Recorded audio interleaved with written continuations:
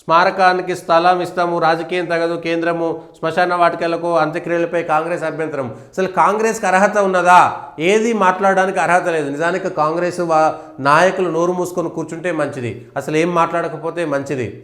ఎందుకంటే జీవితాంతము కాంగ్రెస్ పార్టీని పివి నరసింహారావు గారికి జరిగినటువంటి అన్యాయం జీవితాంతం వెంటాడుతుంది.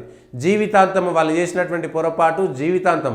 ఒక ఎమర్జెన్సీ ఏ విధంగా అయితే జీవితకాలం పాటు ఆ పార్టీపై ప్రభావం చూపుతున్నదో ఇప్పటికీ పివి నరసింహారావు గారికి అధికారంలో ఉన్నప్పుడు, ఎందుకంటే మీకు రాజకీయాలు ఎన్నున్నా కూడా ఒక మాజీ ప్రధానిని అత్యంత దారుణంగా అవమానించినటువంటి మీ తీరు కాంగ్రెస్ పార్టీ తగిన మూల్యం చెల్లించుకోవాల్సింది. అయితే తెలంగాణలో గెలిచింది కదా, దక్షిణ భారత రాష్ట్రానికి సంబంధించినటువంటి వ్యక్తి కదా, తెలంగాణలో కాంగ్రెస్ గెలిచింది కదా, లేకపోతే కర్ణాటకలో కాంగ్రెస్ గెలిచింది కదా అనేటువంటి మాటలు వస్తుండొచ్చు. ప్రత్యామ్నాయమైనటువంటి రాజకీయాల్లో ఇతరులు లేకపోవడం వల్ల అక్కడ కాంగ్రెస్ పార్టీయో ఇక్కడ కాంగ్రెస్ పార్టీయో గెలిచి ఉండవచ్చు, తిట్టుకుంటూ కూడా ఓటు వేయొచ్చు. కానీ ప్రతిసారి ప్రజలు మాత్రం చర్చించుకుంటారు, జరిగినటువంటి అవమానాన్ని చర్చించుకుంటారు. ఈ విషయాలను గమనించాల్సినటువంటి అవసరం కూడా కాంగ్రెస్ పార్టీకే ఉంటుంది. కాంగ్రెస్ పార్టీ చేయాల్సినటువంటి అంశం ఇప్పటికైనా కనీసం బహిరంగంగా ఒక బహిరంగమైనటువంటి విచారణ, ఒక క్షమాపణ కూడా లేదు.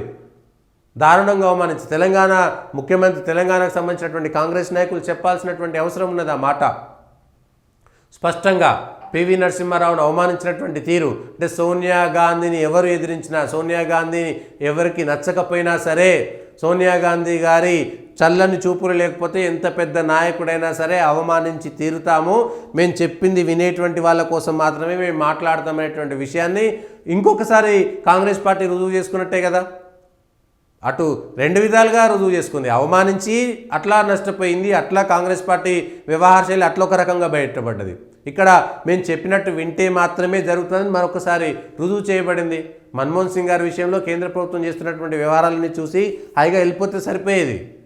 కానీ అది కాకుండా ఏదో మేము డిమాండ్ చేస్తామని చెప్పి నిజాలన్నీ తవ్వుకున్నారు, నిజాలన్నీ బయటకు వచ్చేసినాయి. మీ 2 నాలుకల ధోరణి, ద్వంద్వ ప్రమాణాలన్నీ బయటపడిపోయినాయి. దాన్ని ఏ విధంగా చూడాల్సినటువంటి అవసరం ఉంటుంది?